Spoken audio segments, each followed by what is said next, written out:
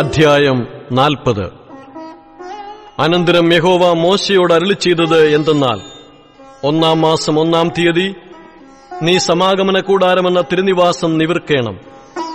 സാക്ഷ്യപ്പെട്ടകം അതിൽ വച്ച് തിരശ്ശീല കൊണ്ട് പെട്ടകം മറയ്ക്കേണം. മേശ കൊണ്ടുവന്ന് അതിന്റെ സാധനങ്ങൾ ക്രമത്തിൽ വയ്ക്കേണം.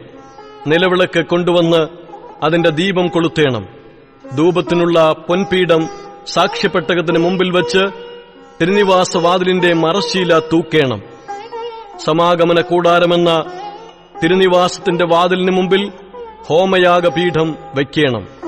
സമാഗമന കൂടാരത്തിനും യാഗപീഠത്തിനും നടുവിൽ തൊട്ടിവെച്ച് അതിൽ വെള്ളമൊഴിക്കണം. ചുറ്റും പ്രാകാരം നിവർത്ത് പ്രാകാരവാതിലിന്റെ മറശ്ശീല തൂക്കേണം. അഭിഷേക തൈലമെടുത്ത് തിരുനിവാസവും അതിലുള്ള സകലവും അഭിഷേകം ചെയ്ത് അതും അതിന്റെ ഉപകരണങ്ങളൊക്കെയും ശുദ്ധീകരിക്കണം. അത് വിശുദ്ധമായിരിക്കണം. ഹോമയാഗപീഠവും അതിന്റെ ഉപകരണങ്ങളൊക്കെയും അഭിഷേകം ചെയ്ത് യാഗപീഠം ശുദ്ധീകരിക്കണം. യാഗപീഠം അതിവിശുദ്ധമായിരിക്കണം. തൊട്ടിയും അതിന്റെ കാലും അഭിഷേകം ചെയ്ത് ശുദ്ധീകരിക്കണം. അഹരോനെയും പുത്രന്മാരെയും സമാഗമന കൂടാരത്തിന്റെ വാതിൽക്കൽ കൊണ്ടുവന്ന് അവരെ വെള്ളം കൊണ്ട് കഴുകേണം. അഹരോനെ വിശുദ്ധ വസ്ത്രം ധരിപ്പിച്ച് എനിക്ക് പുരോഹിത ശുശ്രൂഷ ചെയ്യേണ്ടതിന് അവനെ അഭിഷേകം ചെയ്ത് ശുദ്ധീകരിക്കണം. അവന്റെ പുത്രന്മാരെ വരുത്തി അങ്കി ധരിപ്പിച്ച് എനിക്ക് പുരോഹിത ശുശ്രൂഷ ചെയ്യേണ്ടതിന് അവരുടെ അപ്പനെ അഭിഷേകം ചെയ്തതുപോലെ അവരെയും അഭിഷേകം ചെയ്യണം. അവരുടെ അഭിഷേകം ഹേതുവായി അവർക്ക് തലമുറ തലമുറയോളം നിത്യപൗരോഹിത്യം ഉണ്ടായിരിക്കണം. മോശ അങ്ങനെ ചെയ്തു.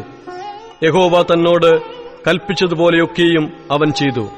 ഇങ്ങനെ 2-ാം സംവത്സരം 1-ാം മാസം 1-ാം തീയതി തിരുനിവാസം നിവിർത്തു.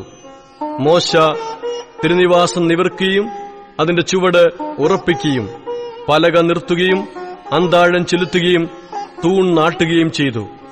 അവൻ മൂടുവിരി തിരുനിവാസത്തിന്മേൽ വിരിച്ച് അതിന്മീതെ മൂടുവിരിയുടെ പുറമൂടിയും വിരിച്ചു.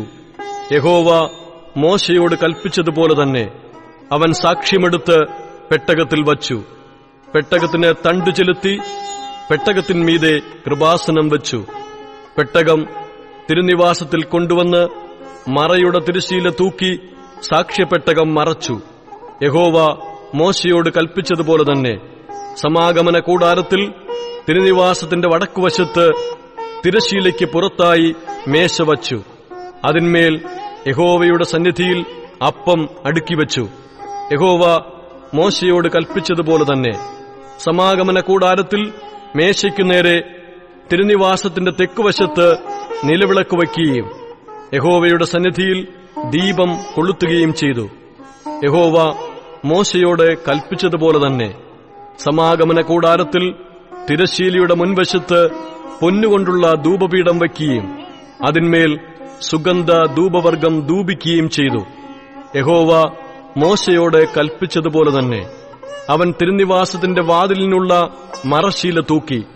ഹോമയാഗപീഠം സമാഗമന കൂടാരമെന്ന തിരുനിവാസത്തിന്റെ വാതിലിന് മുൻവശത്ത് വയ്ക്കുകയും അതിന്മേൽ ഹോമയാഗവും ഭോജനയാഗവും അർപ്പിക്കുകയും ചെയ്തു. യഹോവ മോശയോട് കൽപ്പിച്ചതുപോലെ തന്നെ സമാഗമന കൂടാരത്തിനും യാഗപീഠത്തിനും നടുവിൽ അവൻ തൊട്ടിവയ്ക്കുകയും കഴുകേണ്ടതിന് അതിൽ വെള്ളമൊഴിക്കുകയും ചെയ്തു.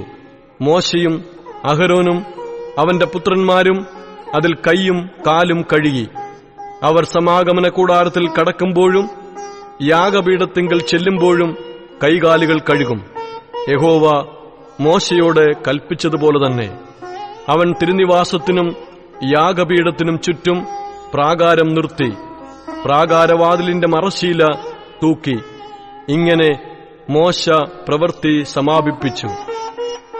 അപ്പോൾ മേഘം സമാഗമന കൂടാരത്തെ മൂടി. യഹോവയുടെ തേജസ് തിരുനിവാസത്തെ നിറച്ചു.